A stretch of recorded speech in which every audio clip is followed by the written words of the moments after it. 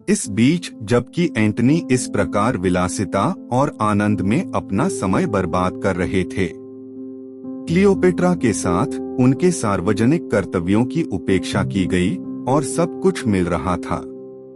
भ्रम में फुल्विया इटली में रही। उसकी स्थिति और उसके चरित्र ने उसे दिया एक कमांडिंग राजनीतिक प्रभाव और उसने खुद को बहुत ऊर्जावान बना लिया। दुनिया के उस हिस्से में अपने पति के हितों को बनाए रखने के तरीके कारण वह कठिनाइयों और खतरों से घिरी हुई थी जिसका विवरण मिल सकता है, हालांकि यहाँ विशेष रूप से वर्णित नहीं किया जाना चाहिए। उसने एंटनी को लगातार लिखा, उसे तत्काल रोम आने के लिए विनती की और अपने पत्रों में उन सभी को प्रदर्शित किया। आंदोलन और संकट के निशान जो एक पत्नी स्वाभाविक रूप से महसूस करेगी, जिन परिस्थितियों में उसे रखा गया था, सोचा था कि उसके पति किया गया था। ऐसी महिला की दोषी कलाओं से पूरी तरह से दूर हो गए और नेतृत्व किया। उसके द्वारा अपनी पत्नी और उसके परिवार को त्यागने के लिए और उपेक्षा और भ्रम में छोड़ने के लिए। इस तरह के महत्वपूर्ण परिमाण की चिंताएं जो उनके ध्यान की मांग करती हैं।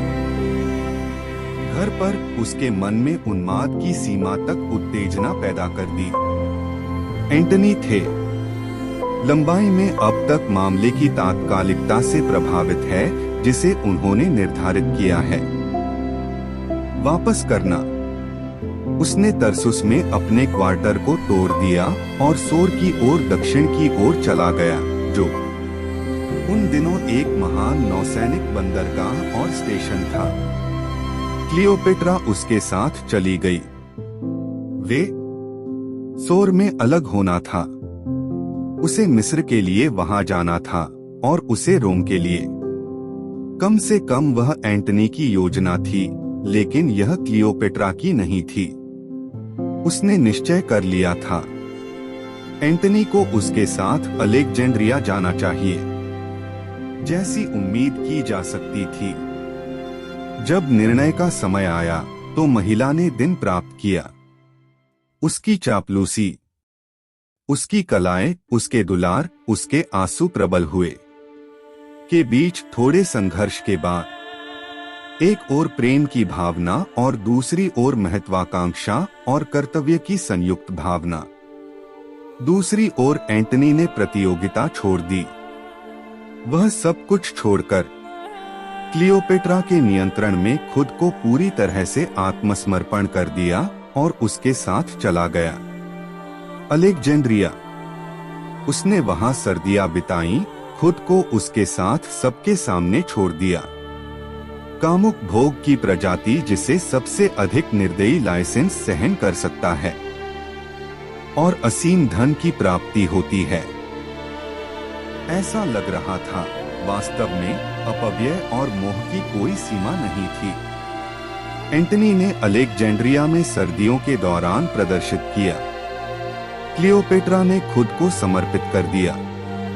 उसे लगातार दिन और रात समय के हर पल को कुछ नए से भरते हुए आनंद के रूप में, ताकि उसके पास अपनी अनुपस्थित पत्नी के बारे में सोचने का समय न हो या अपने विवेक की निंदा सुनने के लिए। एंटनी ने अपनी ओर से आत्मसमर्पण कर दिया, खुद इन साजिशों का शिकार हुआ और अपने पूरे दिल से उसमें प्रवेश किया। क्लियोपेट्रा ने समलैंगिकता और मौजमस्ती की हजारों योजनाएं तैयार की। वे थे। प्रत्येक शहर में एक अलग प्रतिष्ठान था जिसे एक विशाल स्तर पर बनाए रखा गया था। लागत और उन्होंने एक नियमित व्यवस्था की जिसके द्वारा प्रत्येक अतिथि था। अन्य वैकल्पिक दिनों में ये मुलाकातें खेलकूद, तमाशे, दावत, शराब पीना और हर प्रकार के दंगे, अनियमितता और अधिकता में। एक जिज्ञासु उदाहरण उस आकस्मिक तरीके का वहन किया जाता है जिसमें बुद्धिमत्ता होती है। उन प्राचीन काल के निजी जीवन के दृश्यों और घटनाओं के संबंध में है। कभी कभी प्राप्त किया जाता है। ऐसी परिस्थिति में जो इस समय एंटनी के समय हुआ था। अदालत। ऐसा लगता है कि उस सर्दी में अलेक्जेंड्रिया में एक युवा मेडिकल छात्र था जिसका नाम फिलोतास था, जिसने किसी न किसी तरह से एक गठन किया था। एंटनी के एक नौकर, एक रसोइया से परिचित होना। इसके मार्गदर्शन में रसोइया फिलोतस एक दिन महल में यह देखने के लिए गया कि क्या देखा जाना है। रसोइया अपने मित्र को रसोई में ले गया, जहां फिलोतास को बड़ा आश्चर्य हुआ। उसने देखा अनंत संख्या और अन्य तैयारियों की विविधता के बीच 8 जंगली सुअर। आग के सामने भूनना, कुछ अधिक और कुछ कम उन्नत होना। प्रक्रिया। फिलोतस ने पूछा कि उस दिन वहां भोजन करने वाली कौन सी बड़ी कंपनी थी। रसोइया इस सवाल पर मुस्कुराए और जवाब दिया कि कोई कंपनी नहीं होनी चाहिए, अन्यथा एंटनी की साधारण पार्टी की तुलना में। लेकिन रसोइया ने स्पष्टीकरण में कहा, हम हैं हमेशा कई रात्रिभोज तैयार करने के लिए और उन्हें उत्तराधिकार में तैयार करने के लिए बाध्य किया जाता है, अलग अलग समय पर, क्योंकि कोई भी यह नहीं बता सकता कि वे किस समय ऑर्डर करेंगे। मनोरंजन परोसा जाना है। कभी कभी जब वास्तव में रात का खाना हो चुका होता है, में ले जाया गया। एंटनी और क्लियोपेट्रा अपने किसी नए मोड़ में व्यस्त हो जाएंगे। खेलकूद और निष्कर्ष निकाला कि अभी मेज पर नहीं बैठना है और इसलिए हमें करना होगा। रात का खाना ले जाओ और वर्तमान में दूसरा ले आओ। इस समय अलेक्जेंड्रिया में एंटनी का एक बेटा था जो उनकी पत्नी का बच्चा था। फुल्विया। बेटे और पिता दोनों का नाम एंटनी था। वह था अपने पिता के कर्तव्य से विमुखता पर कुछ शर्म की भावना महसूस करने के लिए काफी पुराना है और अधिकारों और अपनी मां के सम्मान के लिए कुछ सम्मानजनक सम्मान प्रकट करने के लिए। हालांकि इसके बजाय उसने अपने पिता के उदाहरण का अनुकरण किया और अपने तरीके से वह उतना ही लापरवाह और असाधारण था। वही फिलोटास जिनका ऊपर जिक्र किया गया है। एक समय के बाद उन्हें युवा एंटनी के किसी न किसी कार्यालय में नियुक्त किया गया, गृहस्थी, ताकि वह अपनी मेज पर बैठने और अपने विश्वास पात्र में हिस्सा लेने का आदी हो। आनंद। वह बताता है कि एक बार जब वे एक साथ दावत कर रहे थे, वहां एक था अतिथि उपस्थित, एक चिकित्सक जो एक बहुत ही घमंडी और दंभी व्यक्ति था और इसी तरह बातूनी की किसी और को बोलने का अवसर नहीं मिला। का सारा सुख उनके अत्यधिक वाचालता से बातचीत खराब हो गई थी। फिलोटस हालांकि लंबाई में तर्क के एक सवाल से उसे पूरी तरह से उलझा दिया, एक तरह से उनसे मिलता जुलता। प्राचीन दिनों में अक्सर बड़ी रुचि के साथ चर्चा की जाती थी, जैसे कि उसे कुछ समय के लिए चुप करा दिया जाए। और युवा एंटनी इस उपलब्धि से इतना खुश हुआ कि उसने फिलोतास को सब कुछ दे दिया। सोने और चांदी की थाली जो मेज पर थी और सारा सामान भेज दिया। उसके घर मनोरंजन समाप्त होने के बाद उसे अपनी छाप छोड़ने के लिए कह रहा था और उन पर मुहर लगाओ और उन्हें बंद करो। फिलोटस ने जिस प्रश्न के साथ आत्माभिमानी चिकित्सक को भ्रमित किया वह यह था। हालांकि यह माना जाना चाहिए कि उन दिनों इसे इतना ठंडा माना जाता था। रुक रुक कर होने वाले बुखार में पानी बेहद खतरनाक होता था, सिवाय कुछ अजीबोगरीब के मामलों में, और उनमें प्रभाव अच्छा था। फिलोटस ने तब तर्क दिया, एक विशेष प्रकार के मामलों में रोगी को बुखार में पानी देना सबसे अच्छा होता है कि सभी मामले एग्यू एक खास तरह के मामले हैं। इसलिए सभी मामलों में देना सबसे अच्छा है। मरीज का पानी। फिलोटस ने अपने तर्क को इस तरह से प्रतिपादित किया, चुनौती दी। चिकित्सक इसका झूठा उल्लेख करेगा, और जबकि चिकित्सक हैरान बैठा था और इसकी पेचीदगियों को सुलझाने के उनके प्रयासों में हैरान, कंपनी ने आनंद लिया उसकी अत्यधिक वाचालता से अस्थायी राहत। फिलोटस ने इस मामले के अपने विवरण में कहा है कि उसने सोने और चांदी की थाली भेजी वापस युवा एंटनी के पास, उन्हें रखने से डरते हुए। एंटनी ने कहा, शायद यह भी ठीक था कि ऐसा किया जाना चाहिए, क्योंकि बहुत से बर्तन मिट्टी के बने थे। उनकी दुर्लभ और प्राचीन कारीगरी और उनके पिता के कारण महान मूल्य। संभवतः उन्हें याद कर सकते हैं और जानना चाहते हैं कि उनका क्या हुआ था, क्योंकि एक ओर तो इसकी उदात्तता और भव्यता की कोई सीमा नहीं थी।